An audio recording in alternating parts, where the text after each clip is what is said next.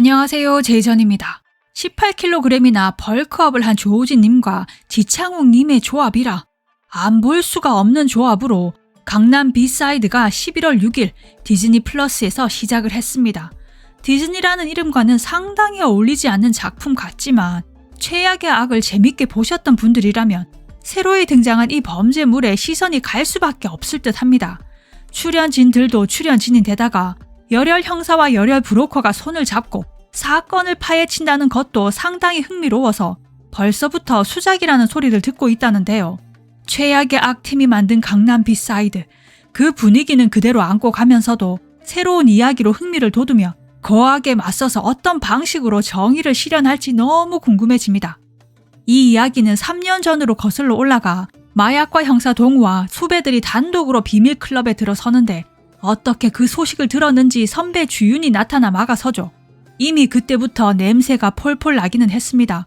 마약 사범들이 진탕 쩔어 모여있던 비밀클럽의 기습에 체포가 이어지고 비밀 공간까지 확인했는데 그걸 윤이 막아서지만 이미 동우는 뭔가를 숨기려는 꼼수를 눈치 까면서 들어서는데 아무래도 마약 제조와 공급이 이루어지던 곳이었던 거겠죠. 증거들을 불태우고 남은 약들을 옮기는 그곳에서 동우는 자기 팀의 후배 장호를 체포하게 됩니다. 이미 강력계도 썩을 대로 썩어 있었다는 증거겠죠. 장호가 동우의 급습을 윤에게 알렸을 테고 이미 동우가 덮쳤으니 마약 사범들만 넘기며 꼬리 자르기를 하려는데 동우의 직감이 강력계로 옮겨갔으니 마약을 챙기고 증거 현장 인멸을 오더한 게 자신이 속한 경찰 조직이라니 열혈 형사 동우는 이걸 눈 감아줄 수가 없었습니다. 그렇게 경찰 내부 비리 고발자가 되어 왕따 중에 왕따가 되어서는 지방으로 내려갔는데 체포되었던 윤은 오히려 승승장구로 광수대장이 되어 있었죠. 그리고 그날 강남 무역을 싹 다 쓸어버렸다 생각했던 그날 애기들에게 약을 처먹인 놈들을 경찰 앞에서 떡이 되게 패고 있던 기로를 동우가 풀어주면서 이 둘의 인연은 이미 시작이 되고 있었네요. 그리고 그 사건이 일어나고 2년 후 딸 예서의 친구라며 동우의 도움이 필요하다며 제이를 만나게 되었었는데 동우의 딸 예서는 학폭 피해자였었고 자살까지 시도했었죠. 그런 예서 곁에서 친구가 되어준 게 제이였었던 듯합니다. 하지만 반항심만 가득했던 제이는 형사인 친구 아빠의 질문에 날카로울 수밖에 없었고 그 일이 있은 후 동우와 예서의 관계는 더욱더 서먹해지고 말았는데요.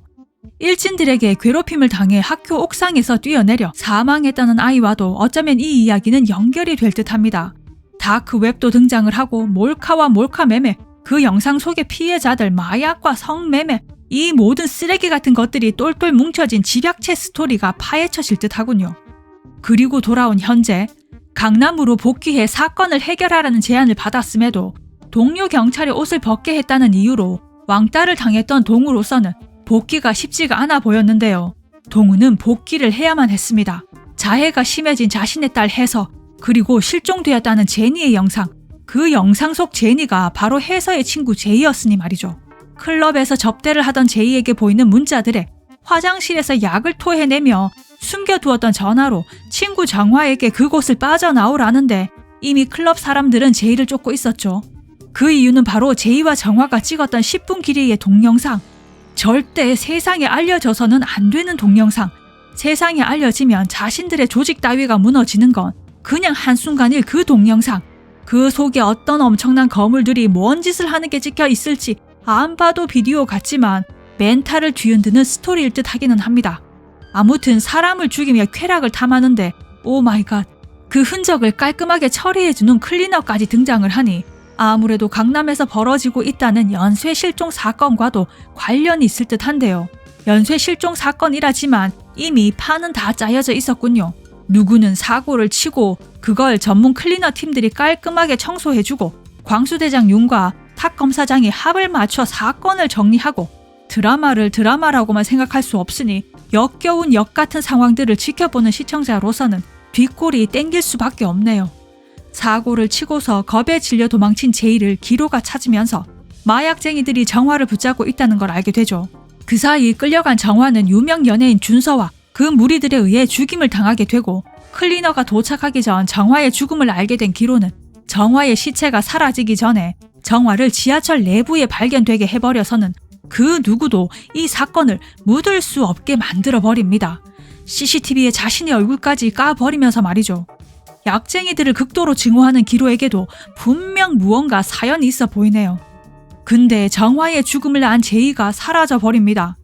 길호를 믿지 못해서라기보다는 스스로 복수를 하려는 듯한 게 동우는 제이를 일친이라 생각했었지만 아무래도 무언가 그 속에 숨겨진 진실들이 따로 있을 듯해 보입니다.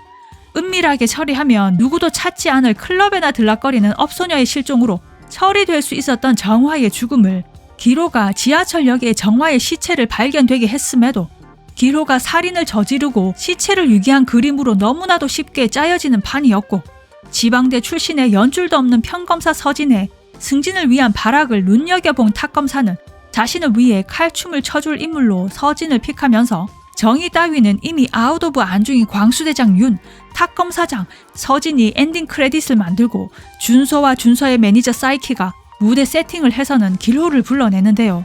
여기서도 지창욱님의 카리스마 쩌는 액션이 펼쳐집니다. 나이프 하나로 손쉽게 용역 깡패들을 제압하지만 수적으로 무리수였고 제2의 행방을 쫓다 그게 길호로 이어지면서 길호를 추적 중이던 동우가 길호를 역삼 사거리에서 담근다는 소식을 접하면서 출동을 하고 위기의 상황에 동우가 짠하고 나타나서는 길호를 낚아채면서 탁검사와 윤이 짠 모든 판은 틀어지고 맙니다.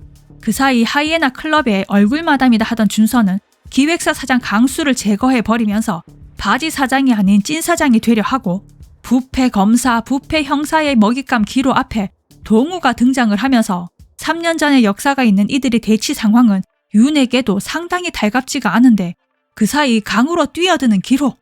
거대 마약 조직, 그들과 연결된 검경 정치권, 두 개의 가면을 쓴 채 자신의 욕망을 채우려는 사이코.